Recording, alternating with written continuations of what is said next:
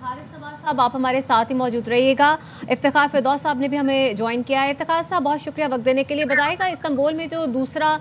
दौर हुआ है मुज़ाकरात का, उसमें पाकिस्तान की जानिब से अपना मौक़िफ़ है वो तो वाज़ेह कर दिया गया है। ये तो बड़ा जायज़ मुतालबा है जो पाकिस्तान की तरफ से किया गया है, तो अफ़गानिस्तान को इसमें क्या कबाहत है? जो मुतालबात सामने आए थे पाकिस्तान की साइड से, जो रिप्लाई सबमिट की है अफगान तालिबान ने, पहली रिप्लाई उन्होंने तकरीबन 13 घंटे डिले के साथ सबमिट की, और अब जो है उन्होंने रिप्लाई जो है वो सबमिट की है तकरीबन 9 घंटे बातचीत के बाद। लेकिन किसी भी प्रपोजल में अफगान तालिबान ने कोई सिग्नेचर करने से जो है वो सिग्नेचर नहीं करना चाहते, और वो वर्बल एग्रीमेंट्स पे पाकिस्तान ने बताए हैं, उसके बरक्स वो ऐसी बातें लेकर आए हैं जो सिक्योरिटी से रिलेटेड नहीं है,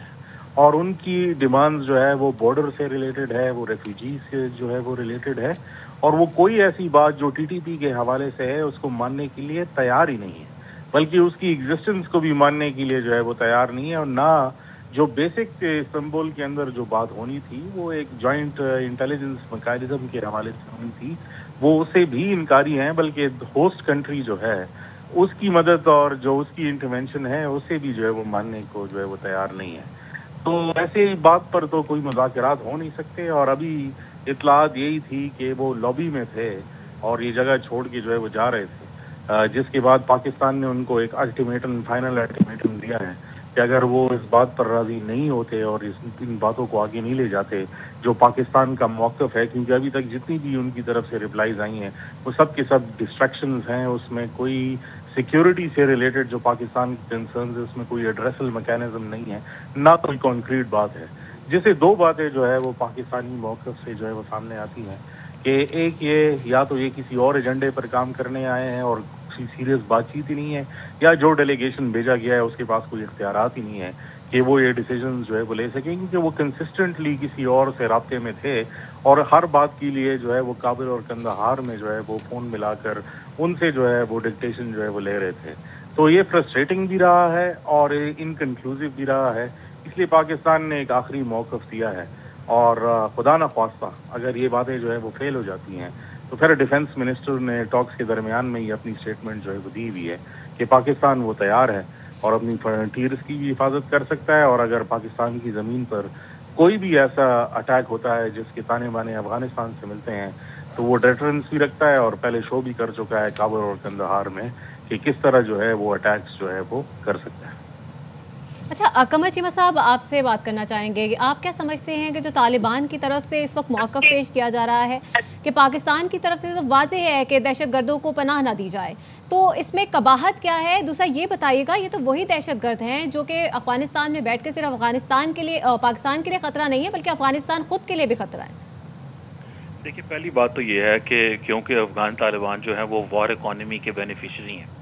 तो वो समझते हैं कि अगर हम इसी तरह लड़ते झगड़ते रहेंगे तो शायद हमें इससे हमारी इकॉनमी, क्योंकि उनको लड़ना ही आता है, वो जब से वो उन्होंने होश संभाली है या जब से वो उनका जो पावर का मॉड्यूल है वो यही है कि वो लड़ते हैं, और फिर उनको ये होता है कि फिर जो रीजनल होस्टाइल प्लेयर्स होंगे वो वहाँ पे पैसा डालेंगे।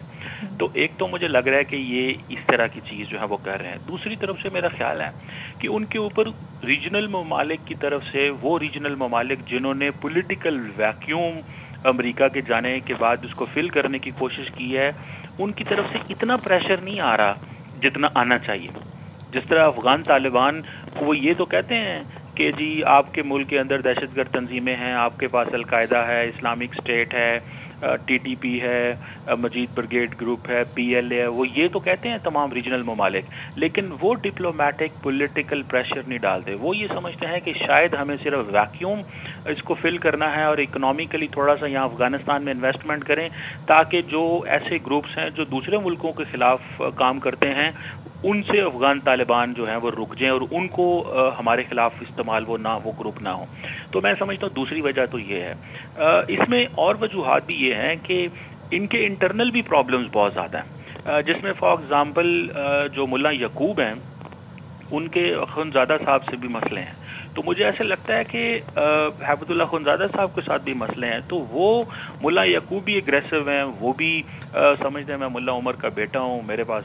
वो इख्तियार होना चाहिए, वो हीरो बन के सामने आना चाहते हैं। وہ اپنے آپ کو ایک اگریسر کے طور پہ اسٹیبلش کرنا چاہتے ہیں. وہ سمجھتے ہیں کہ میرے پاس وہ لیڈرشپ ہو. تو مجھے لگتا ہے کہ انٹرنل پرابلمز بھی ہیں. اور ہمیں ایک پرابلم یہ بھی آ رہا ہے کہ دیکھیں نا، جس طرح وہ ابھی افتخار صاحب بات کر رہے تھے کہ وہ ٹی ٹی پی کو لگتا یہ ہے کہ انہوں نے پکتیکا اور یہ جو پاکستان کے جو علاقے بارڈر کے اوپر جو صوبے ہیں افغان طالبان کے، خاص طور پہ جہاں پہ یہ ٹی ٹی پی وغیرہ کا ہولڈ ہے، انہوں نے یہ آؤٹ سورس کر دی ہوں. انہوں نے ان کو کنٹرول ہی ان کو دے دیا ہے. سو مجھے لگتا ہے کہ شاید وہ وہاں پہ انٹرفیئر ہی نہیں کر سکتے. تو اب پاکستان تو صرف کابل سے بات کرے گا نا، وہ پکتیکا، قندھار یا ہر صوبے کے اندر کسی لیڈرشپ سے تو بات نہیں کرے گا کہ جی ہاں ہمیں پکتیکا میں علیحدہ حکومت ہے، قندھار کی علیحدہ حکومت ہے. ہم تو سینٹرل گورنمنٹ سے بات کریں گے. تو میں سمجھتا ہوں یہ چیزیں ہیں. اور اب جو انڈیا سے ان کو جو ایشورنسز ملی ہیں، مجھے لگتا ہے کہ یہ بڑی افغان طالبان سمجھتے ہیں یہ ان کے لیے گیم چینجر ہے. گو کہ میں سمجھتا ہوں کہ اس سے افغان عوام کو بڑا نقصان ہوگا. اور یہ جو انڈیا سے ایشورنسز ملی ہیں، جس میں لارجلی شاید وہ افغان طالبان کو کوئی اسٹیٹ آف دی آرٹ جو ہے وہ ویپنز دیں گے، ڈرونز دیں گے، اور ان کو فائنینشلی سپورٹ کریں گے. انڈیا نے اپنی جو ایمبیسی ہے اس کو اپ گریڈ کیا ہے. تو میں سمجھتا ہوں کہ یہ ملٹیپل فیکٹرز ہیں جس کا وہ سہارا لینا چاہتے ہیں. دیکھیں اگر تو وہ واقعی ہی چاہتے تھے کوئی ڈائلاگ ہو،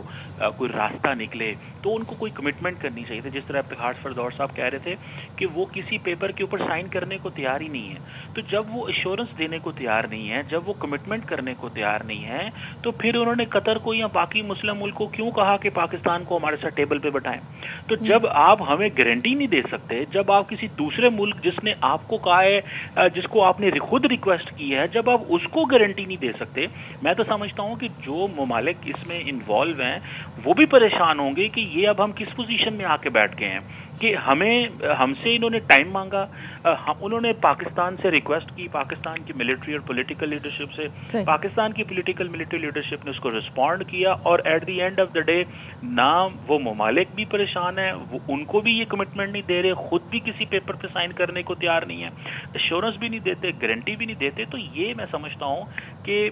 شاید وہ سمجھتے ہیں کہ امریکہ اور ویسٹرن ورلڈ یہاں سے چلی گئی ہے تو اب ہمیں کوئی خطرہ نہیں ہے، وہ اس خطے میں جیسے مرضی آپریٹ کر سکتے ہیں. میں سمجھتا ہوں کہ ان کو پتہ نہیں ہے کہ پاکستان کے اندر ایک لیڈرشپ جو ہے وہ چینج ہے، اور یہ لیڈرشپ جو ہے یہ فیوچر پاکستان کی national security, stability, economic growth کے اوپر کام کر رہی ہے. اور ہمارے ہاں یہاں کوئی موڈ نہیں ہے کہ ہم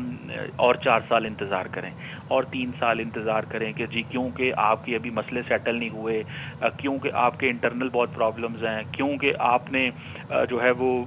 وار اکانومی کے آپ بینیفیشری ہیں تو آپ اسی طرح چلتے رہیں. آپ نے جیسے چلنا ہے آپ چلیں. میں سمجھتا ہوں سخت پاکستان کو اس پہ ایکشن لینا چاہیے.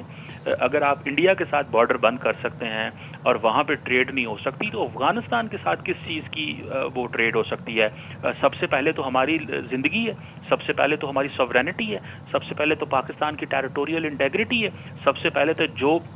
جو قبائل ہیں، جو پاکستانی ہیں، ان کی رسپیکٹ ہے کہ آپ پاکستان کی سرزمین سے کاروبار تو کرنا چاہتے ہیں ایک طرف، اور دوسری طرف آپ چاہتے ہیں کہ یہاں پہ دہشت گرد گروہ بھی ہیں. آپ پاکستان کے اندر صحت کے تو حاصل کرنے آنا چاہتے ہیں، تعلیم تو حاصل کرنے آنا چاہتے ہیں. آپ نے یورپین اور ویسٹرن ملکوں میں جانا ہے، پاکستان میں ویزے تو لگوانے آنا چاہتے ہیں، لیکن ساتھ میں دہشت گردوں کو بھی بھیجتے ہیں کہ جاؤ پاکستان کی جو فوج ہے اور عوام کو ہٹ کرو. تو میں سمجھتا ہوں کہ یہ افغان عوام کی ذمہ داری ہے، وہ افغان طالبان سے کوشچن کریں، ان کے اوپر کوشچن مارک لگائیں کہ وہ کس طرح کا افغانستان ان کے لیے دے کے جانا بنا رہے ہیں. یہ ایک ایسا افغانستان ہے، ہم نہیں کہتے آپ جس طرح مرضی انٹرنلی چلائیں، خواتین کو تعلیم حاصل کرنی ہے نہیں کرنی، یہ آپ کے انٹرنل پرابلمز ہیں، جو مرضی کریں، لیکن جو بیسک فیچر ہوتا ہے کسی بھی اسٹیٹ کا وہ یہ ہوتا ہے کہ وہ اپنے اندر خود کو پروٹیکٹ کر سکتی ہے. تو اگر افغان طالبان اپنے آپ کو اس طرح پروٹیکٹ کر رہے ہیں کہ وہ دہشت گرد گروہوں کو انہوں نے اپنے علاقے آؤٹ سورس کر دیے ہیں، تو پھر میں سمجھتا ہوں کہ جو افغان طالبان کی جو ابیلٹی ہے to establish relations with the neighbouring countries, اگر وہی کمپرومائز ہو گئی ہے تو افغانستان تو پھر ریاست نہیں رہ گئی. اب ریاست اس کو کہتے ہیں جو دوسرے ممالک کے ساتھ انڈیپینڈنٹلی تعلقات کو اسٹیبلش کر سکے. جو اپنی ٹیریٹری کا کنٹرول کر سکے، جو افغان ریاست کو پروٹیکٹ کر سکے. تو اگر آپ نے اس کو گروہوں، جتھوں، دہشت گرد گروپوں کو دے دیا ہے اور سمجھتے ہیں کہ آپ ان کی گارنٹی بھی نہیں لیتے، ان کی رسپانسبلٹی صحیح، بھی نہیں بہت لیتے. اہم پوائنٹس آپ نے اٹھائے قمر چیمہ صاحب. حارث نواز صاحب بھی ہمارے ساتھ موجود ہیں.